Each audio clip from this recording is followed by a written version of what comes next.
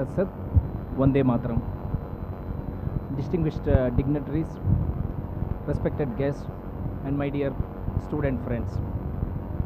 Namaskara and thanks to all of you for being with us today for this wonderful occasion of Udvikas. I can definitely feel the force.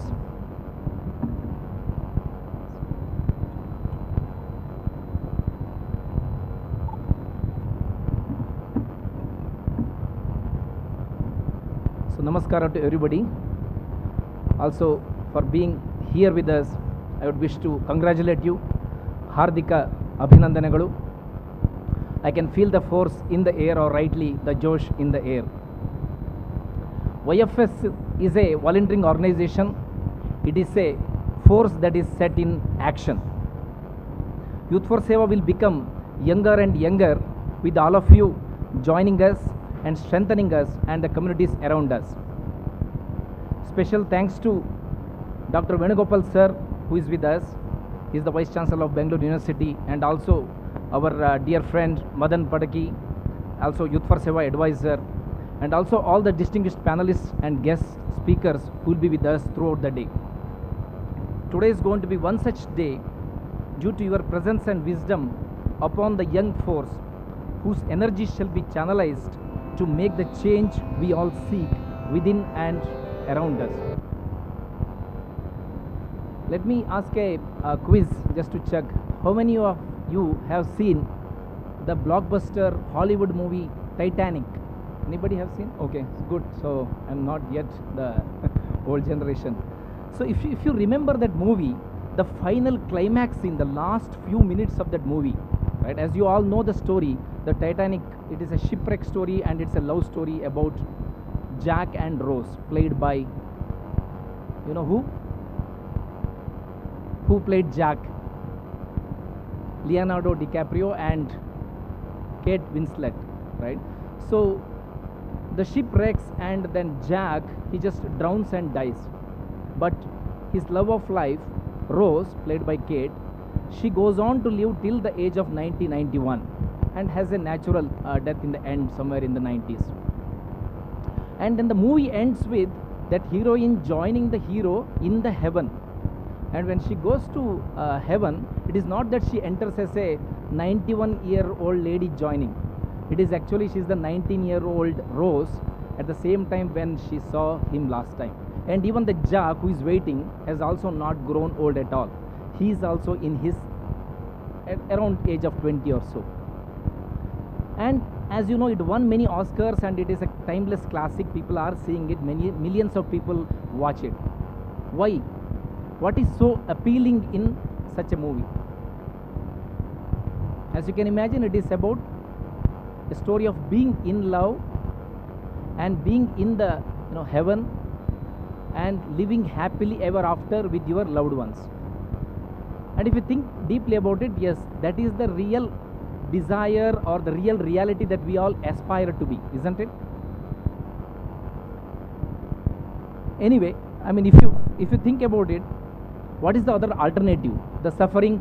What is the alternative of who wants to be unhappy or being hated or growing old and sick and ending up in hell, right? No.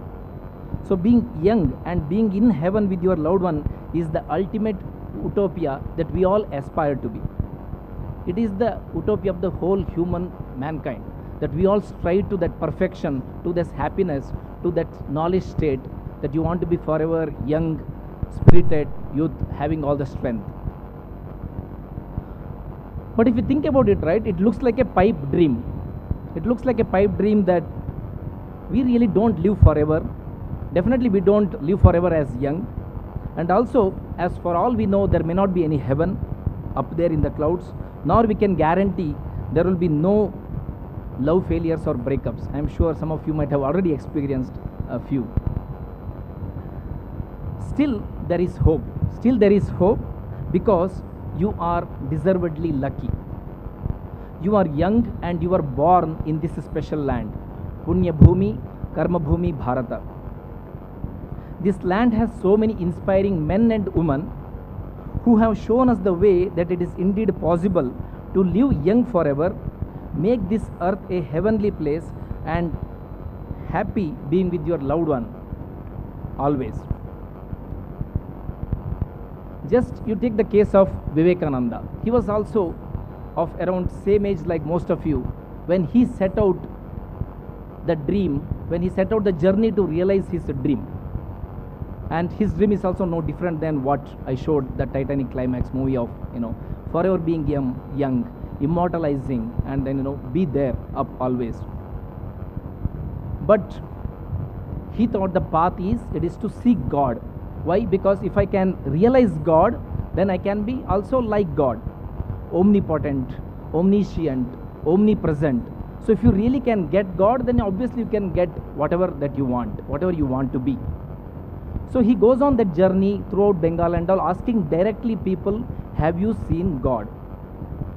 So as you can imagine, nobody could answer that correctly, even including Rabindranath Tagore's father, Devarshi. He was known as Devarushi that time, Devendranath Tagore.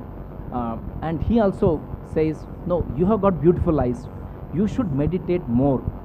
So it doesn't really answer the question about whether the Tagore has seen the God or not. So Vivekananda goes in various places and finally he finds Ramakrishna Paramahamsa and asks that question indirectly, not directly.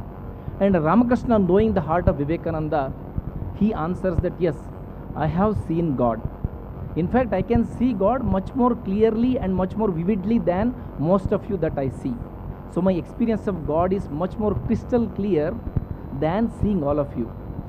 But who cares for seeing God? Who is really behind realization? That is when Vivekananda realizes that at the age of like maybe hardly about 20 or 21, he realizes that, okay, I should even stop the studies. I should be at the feet of this new Guru, and forever that, I will surrender my will to Ramakrishna Paramahamsa and see where it takes. Most likely I will get the Nirvikalpa Samadhi, the God enlightenment, or whatever that higher state of God realization is what he thinks. And as the days pass by, and then Vivekananda has been aspiring for that kind of an experience, he does get a glimpse of it. But the biggest lesson that comes when he was with Ramakrishna and then together they're going and attending some Vaishnava bhajan session and all, and somebody says, we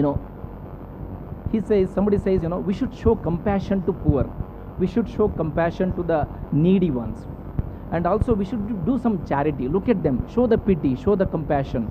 If you can little bit help, do some, throw some few paisas, then they will also be little bit somehow they survive. So let us do, is how they say.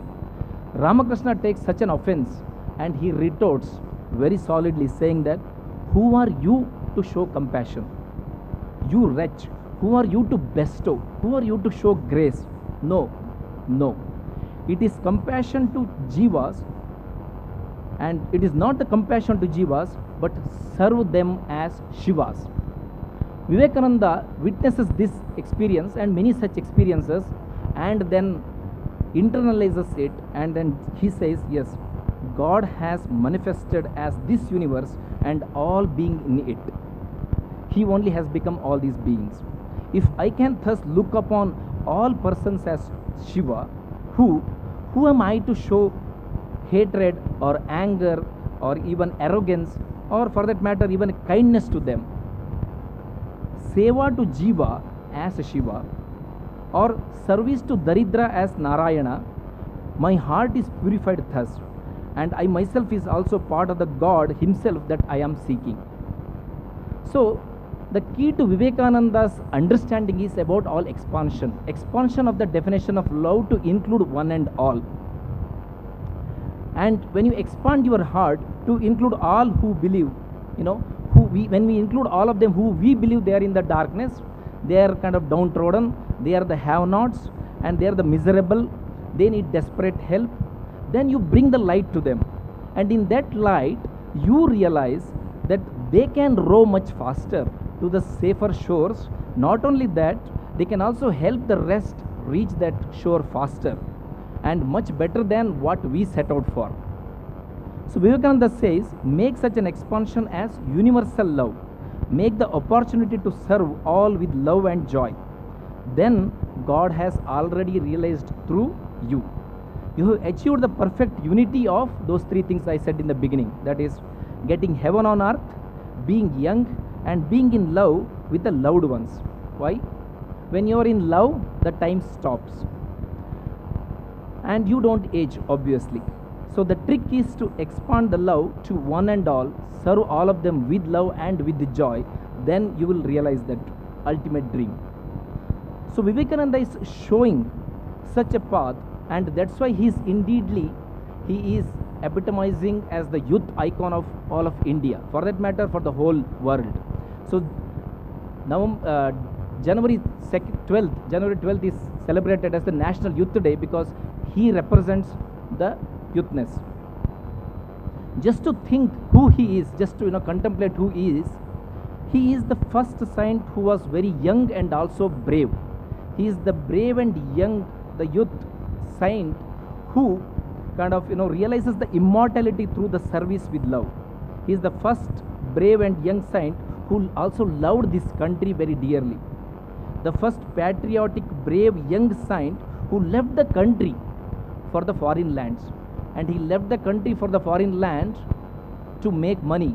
But why? By spreading the knowledge as a service. As a service, he gave the knowledge, got the money. And we all also go to US or other foreign countries if the chance permits. I know you would also like to go, but typically it is for our own selfish purposes. Selfish means at least me and then my parents and my friends and my family. That's all. It's it may kind of expand up and then stops. Whereas Vivekananda, being a saint, he goes all the way to kind of US and even Europe to make the money to come back and then put that money and his energy back into the society to serve one and all. That he has sacrificed the ultimate sacrifice that one can give, which is his own life. Let me end with a Vivekananda quote. If you are really my children, you will fear nothing. Stop at nothing. You will be like lions. We must rouse India and the whole world. What better times and occasion than now and here, isn't it? We have set out to do the great service with a smile on the face, resolve in the heart, getting the support from the mentors and the leaders who are set out to make you much better than themselves. You are going to interact with all of them today. Or as they say, they are here to better your best. Then what remains is only the action. Hope you all get that energy and the wisdom from today's thoughtful sessions and interactions. Then you will live up to the ideals of Udvikas or Urdhva Vikas, upwards and onwards, realizing your potential to the full and help India regain the number one that it was for most part of the world history. So please bring that future back, and I wish you all the best once again. Thank you. Jai Hind. Bharat Mata ki Jai.